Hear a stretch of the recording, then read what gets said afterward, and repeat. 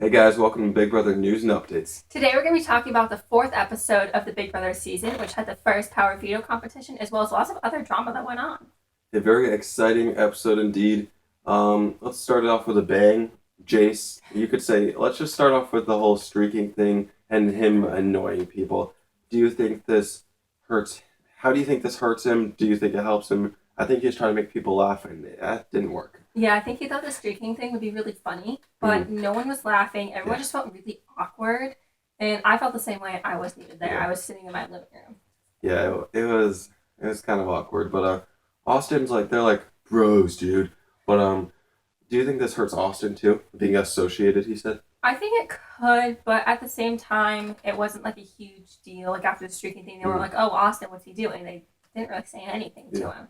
So I mean, some people might be like, "Oh, well, they're friends. We'll just try to get rid of one or both of them." But at the same time, I don't really think it's gonna affect Austin's game. I don't think Jace is gonna bring Austin down, and once Jace goes, if he goes this week, we'll get to that a little bit later. But I think Austin will be a completely different player, and people like him a lot more, and this will make him go a lot farther. So in turn, I think Jace leaving will help Austin in a way that he wouldn't expect it to. Yeah. Agreed. So next, we're going to talk about Devon's meltdown and that whole shenanigan.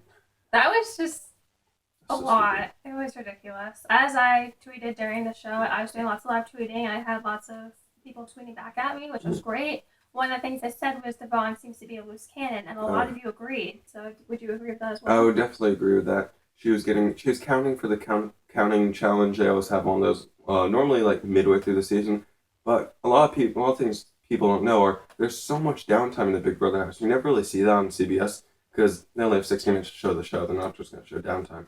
But if you watch the live feeds and all that, you know how much downtime there's. Like you don't have to like she didn't have like oh I have to count all this stuff in the next 5 minutes. She has all summer depending on how long she's there.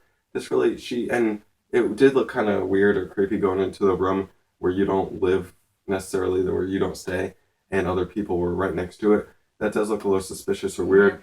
Honestly, she just should have just said, "I'm looking for someone like Meg or whatever." Yeah, she could be like, "Oh, I'm looking for Meg," and when she wasn't in there, she could be like, "Oh, she's not in there. I'll go look in the backyard," something like that. But that did not work for her.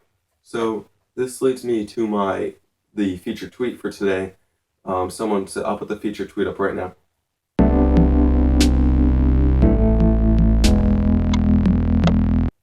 As you guys just saw, the feature tweet said, "Should Mama Day be backdoored?"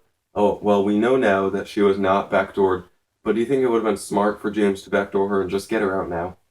Part of me agrees with that because she does seem to be kind of causing some drama, and she's not my favorite player. I will say that. But at the same time, I do kind of agree with the backdooring Jace plan, and considering that was already set in motion, I'm glad that they put him up as the replacement nominee. So hopefully they'll follow through with that. But I wouldn't think Mama Day would be staying like the whole summer. I could see her getting out even next week or within the next couple of weeks. Especially for James, he's established himself as somewhat of a physical, as a competition beast. So he could be a target, but keeping a loose cannon like Mama Day in the house, she's a target obviously now. This helps him maybe a little bit smaller of a target on his back.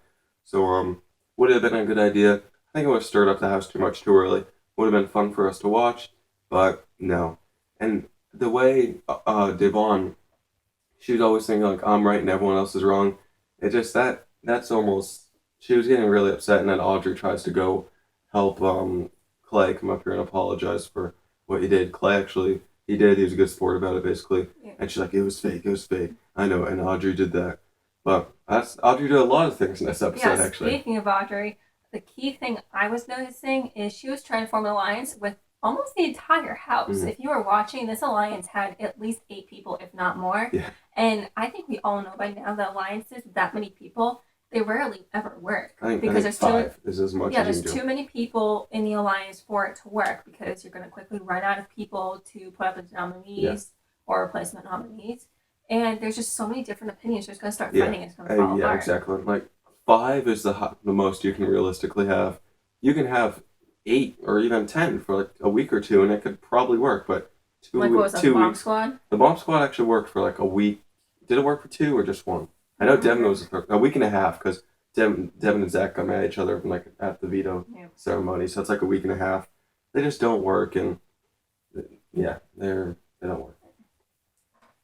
Audrey's kind of causing some trouble too. She could have been back to herself. Yeah, she's been going around, and I think she thought that this was going to be a great social game for her and a great thing to help her. It's really hurting her. It certainly is. So, speaking of the veto ceremony, the results most of you know, but for those of you who don't know, Steve won the power of veto. Steve was sitting on the block next to Jackie. Obviously, Steve used the veto on himself, and James named the replacement nominee, and he said Jace was the replacement nominee. So Jace and Jackie. Looks like Jace is going to go home. He's definitely a much bigger target at this point. Jackie is good at competitions, we saw already. Not the Battle of the Block, but the HOH. She came in second to Jason, but I would be pretty surprised if Jace didn't go home at this point. They definitely have the votes. Maybe Audrey did rally up some votes, but you don't really need an alliance to have the votes. Yeah. But so what do you think is going to happen?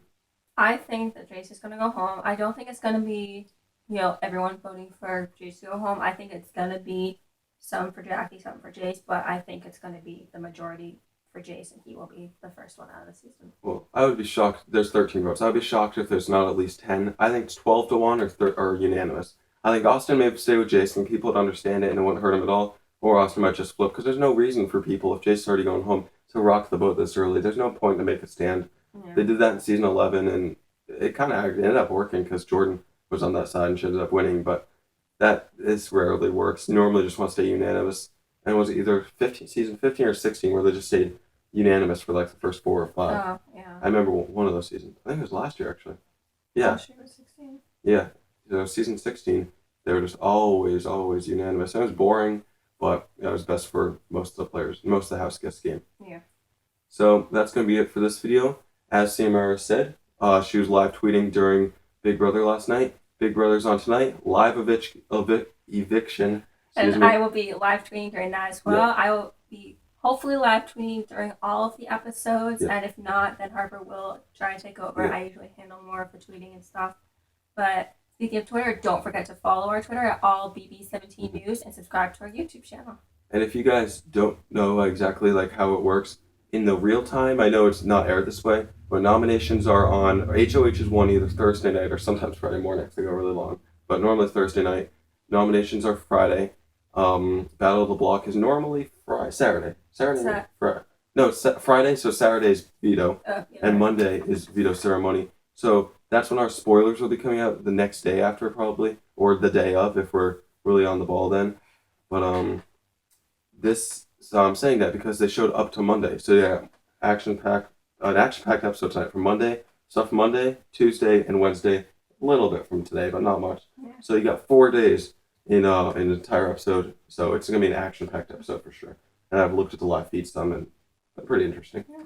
Especially Audrey's been doing some stuff for her, so tune in for that. Follow us on Twitter, as she said. We'll be live tweeting. Don't forget to subscribe. And I'll leave you with a second featured tweet today, a comparison of Jace, and tell me if you think they look alike. I'll put the featured tweet up right now. Do you guys think that looks like Jace at all? If you do or don't, whatever your opinion is, leave it in the comments below. Thanks for watching.